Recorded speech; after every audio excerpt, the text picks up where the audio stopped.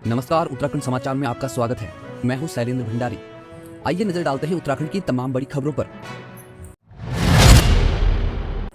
उत्तराखंड में दिन भर बादल छाए रहने के बाद देर रात मौसम ने करवट ली और राजधानी देहरादून में जोरदार बारिश हुई।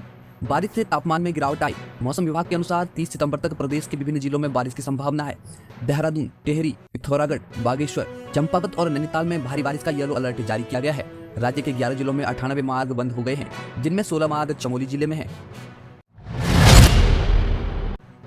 उत्तराखंड अधीनस्थ सेवा चयन आयोग ने विभिन्न सरकारी विभागों में 196 ग्रुप सी पदों पर भर्ती निकाली है। इन पदों में प्रारूपकार, नलकूप मिस्त्री, तकनीशियन ग्रेड 2, प्लम्बर, मेंटेनेंस सहायक, इलेक्ट्रीशियन, इंस्ट्रूमेंट रिपेयर, अनुरेखक और बेंत कला प्रशिक्षक के पद शामिल हैं। ऑनलाइन आवेदन 28 सितंबर से शुरू होंगे और अंतिम तिथि 18 अक्टूबर है। लिखित परीक्षा 25 नवंबर को होगी। उत्तराखंड के पहाड़ी इलाकों में परंपरागत फसलें चीना और कौनी विलुप्ति के कगार पर हैं।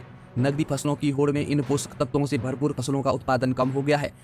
हिंसर संस्था ने कुछ किसानों को बीज उपलब्ध कराकर परंपरागत फसलों की मिश्रित खेती को बढ़ावा देने का प्रयास किया, जिससे 3 क्विंटल कौनी का उत्पादन हुआ। संस्था के अनुसार चीना और कौनी के चावल की बाजार में बड़ी मांग है। उत्तराखंड में सख्त भू कानून को लेकर निवेशकों में असमंजस है, लेकिन मुख्यमंत्री पुष्कर सिंह धामी ने कहा कि इससे निवेश पर कोई असर नहीं पड़ेगा। जिन निवेशकों ने जमीन खरीदकर उसका सही इस्तेमाल नहीं किया है, उनकी जमीन सरकार के पास आ सकती है। इससे प्रदेश में नए निवेश के लिए जमीन उपलब्ध कराई जाएगी। देहरादून रेलवे स्टेशन पर पुलिस द्वारा हिंदूवादी नेता विकास वर्मा की गिरफ्तारी के बाद व्यापारी गुस्से में आ गए और घंटाघर के आसपास धरना प्रदर्शन शुरू कर दिया। 4 घंटे तक घंटाघर और उसके आसपास के मार्ग जाम रहे। पुलिस के प्रयासों के बावजूद स्थिति नियंत्रण से बाहर हो गई थी। उत्तराखंड में भू कानून को लेकर लंबे समय से चली आ रही मांगों को देखते हुए धामी सरकार ने एक बड़ा ऐलान किया है। मुख्यमंत्री पुष्कर सिंह धामी ने शुक्रवार 27 सितंबर को सचिवालय में प्रेस वार्ता के दौरान घोषणा की कि 2017 में किए गए भू कानून के बदलावों की समीक्षा की जाएगी। उन्होंने कहा कि राज्य में बाहरी लोगों द्वारा 250 वर्ग मीटर जमीन खरीदने के प्रावधान का दुरुपयोग हुआ है और अब इन खरीदी गई जमीनों का विवरण तैयार कर सख्त कार्रवाई की जाएगी। राज्य सरकार भू कानून के नए प्रारूप पर काम कर रही है और इसे जल्द ही लागू किया जाएगा। हल्द्वानी के दमुआ डूंगा इलाके में शुक्रवार को सांप्रदायिक तनाव तब बढ़ गया जब एक विशेष समुदाय का युवक एक युवती के घर पहुंचा। हिंदुवादी संगठनों ने हंगामा करते हुए युवक की दुकान और घर में तोड़फोड़ की और आग लगाने की कोशिश की। मामले को शांत करने के लिए सिटी मजिस्ट्रेट ने युवक के घर और दुकान को सील कर दिया। पुलिस ने युवती से पूछताछ की, लेकिन युवती ने कोई शिकायत दर्ज नहीं कराई। पुलिस ने स्थिति को नियंत्रित करने के लिए सख्त कदम उठाए। समान नागरिक संहिता यूसीसी लागू होने के बाद उत्तराखंड में विवाह और तलाक के पंजीकरण नगर निगम, नगर पालिका और नगर पंचायत स्तर पर किए जाएंगे। वित्त मंत्री डॉक्टर प्रेमचंद अग्रवाल ने इस प्रस्ताव को मंजूरी दे दी है। अब विवाह और तलाक की पंजीकरण प्रक्रिया को सरल और सुलभ बनाने के लिए निकाय स्तर पर ही इनका पंजीकरण किया जाएगा, जिससे प्रक्रिया ऑनलाइन और शीघ्रता से पूरी की जा सकेगी। उत्तरकाशी के जखोल स्थित सोमेश्वर महादेव मंदिर के जीर्णोद्धार पर लगी रोक को नैनीताल हाईकोर्ट ने आगे बढ़ा दिया है। कोर्ट ने उपजिलाधिकारी को मंदिर की वर्तमान स्थिति का जायजा लेने का आदेश दिया है। मंदिर समिति के एक सदस्य ने जीर्णोद्धार पर लगी रोक को हटाने की मांग की थी, लेकिन कोर्ट ने यह कहते हुए रोक जारी रखी कि मंदिर की मरम्मत पारंपरिक तरीके से स्थानीय शिल्पियों द्वारा की जानी चाहिए। देहरादून रेलवे स्टेशन पर गुरुवार को 2 समुदायों के बीच विवाद के बाद बजरंग दल के अध्यक्ष विकास वर्मा की गिरफ्तारी से हिंदू संगठनों ने विरोध प्रदर्शन किया।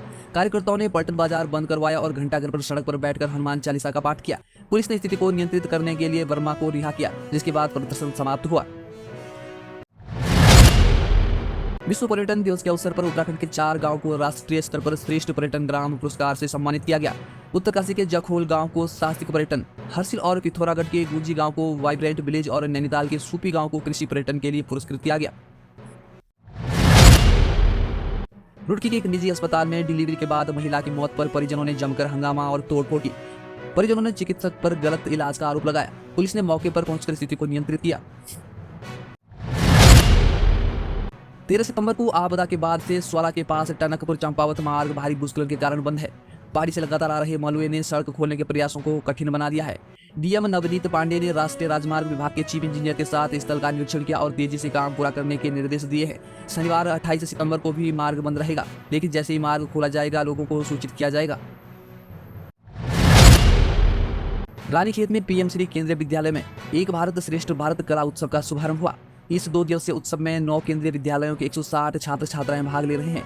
विविध परंपराओं और भाषाओं को प्रोत्साहित करने वाले इस कार्यक्रम में गणेश वंदना और शास्त्रीय नृत्य सहित कई रंगारंग प्रस्तुतियां दी गई। कार्यक्रम का उद्घाटन कियासी एडम कमांडेंट कर्नल ब्रजेश सिंह ने किया और इस तरह के आयोजनों की जरूरत पर बल दिया।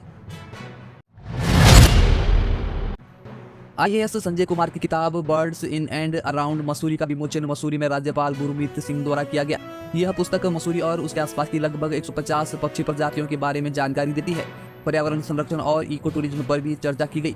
राज्यपाल ने उत्तराखंड के 4 गाँव के सम्मानित होने की भी जानकारी दी। केदारनाथ पैदल मार्ग पर भीमबली के पास एक बड़ी दुर्घटना हुई जब पहाड़ी से अचानक बोल्डर गिरने से एक दुकान पूरी तरह क्षतिग्रस्त हो गई।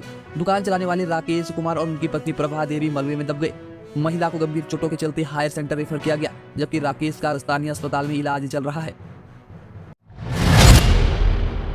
डीएवी कॉलेज में पिछले 5 दिनों से चल रहा NSUI कार्यकर्ताओं का आंदोलन कल समाप्त हो गया। कांग्रेस प्रदेश अध्यक्ष करण महरा ने छात्र संघ अध्यक्ष सिद्धार्थ अग्रवाल को जूस पिलाकर हड़ताल खत्म कराई। छात्र संगठन की मांगों में स्मार्ट क्लासेस और फ्री बस सुविधा शामिल थी। कांग्रेस प्रतिनिधि जल्द ही इन मांगों को उच्च शिक्षा मंत्री के समक्ष उठाएंगे। गढ़वाल विवि में छात्र चुनाव के लिए नामांकन रद्द होने के बाद छात्रों ने जमकर विरोध किया। एक प्रत्याशी ने अपने ऊपर ज्वलनशील पदार्थ छिड़क दिया। पुलिस बल की भारी तैनाती के बीच छात्रों और चुनाव समिति के बीच वार्ता हुई। चुनाव अधिकारी ने बताया कि सचिव और कोषाध्यक्ष पद पर कोई वैध नामांकन नहीं पाया गया। 15 प्रत्याशियों के बीच चुनाव का मुकाबला होगा। उत्तराखंड के शिक्षा विभाग में फर्जी दस्तावेज और गलत दावों के आधार पर नौकरी पाने वाले शिक्षकों की पहचान के लिए स्क्रूटनी की जा रही है। विभागीय जांच के दौरान अब तक 70 शिक्षक दोषी पाए गए हैं, जिन्हें बर्खास्त किया जा चुका है। इसके अलावा गंभीर बीमारी का बहाना बनाकर सुगम नियुक्ति पाने की कोशिश करने वाले शिक्षकों पर भी नजर रखी जा रही है। शिक्षा महानिदेशक झरना कमठान ने फर्जी दस्तावेजों पर सख्ती से कार्रवाई करने के निर्देश जारी किए हैं। उत्तराखंड के काशीपुर में एक नशेड़ी पिता ने अपने 12 वर्षीय बेटी की लोहे की रॉड से हत्या कर दी। हत्या के बाद आरोपी शव को ठिकाने लगाने के लिए घर में गड्ढा खोद रहा था, जब पड़ोस में रहने वाली चाची ने घटना की सूचना पुलिस को दी। पुलिस ने आरोपी को गिरफ्तार कर लिया और शव को पोस्टमार्टम के लिए भेज दिया है। आरोपी के शराब पीने की आदत के कारण उनकी पत्नी अलग रहती थी। नैनीताल जिले में पिछले 3 महीनों में डेंगू के 25 मरीज सामने आए हैं। इनमें से 20 मरीज बाहरी राज्यों से आए थे और 5 स्थानीय हैं। स्वास्थ्य विभाग ने डेंगू मरीजों के इलाज के लिए 170 बेड आरक्षित किए हैं और अस्पतालों में विशेष वार्ड तैयार किए गए हैं। मच्छर जनित बीमारियों से बचने के लिए जागरूकता अभियान चलाया जा रहा है और लोगों को अपने घरों के आसपास सफाई रखने के निर्देश दिए गए हैं।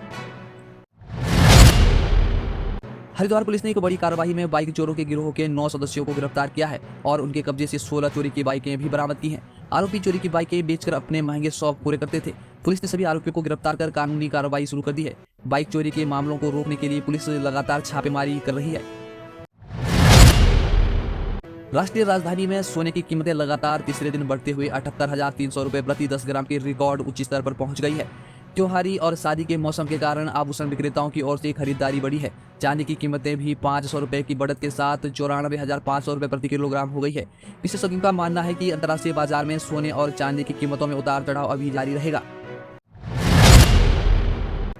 शेयर बाजार के लिए हफ्ते का आखिरी दिन निराशाजनक रहा। सेंसेक्स 264.27 अंक गिरकर 85,571 के स्तर पर बंद हुआ, जबकि निफ्टी 37.10 अंक गिरकर 26,178 पर आ गया। पावर ग्रिड और एयरटेल के शेयरों में सबसे ज्यादा गिरावट दर्ज की गई। हालांकि पूरे हफ्ते बाजार में तेजी देखने को मिली।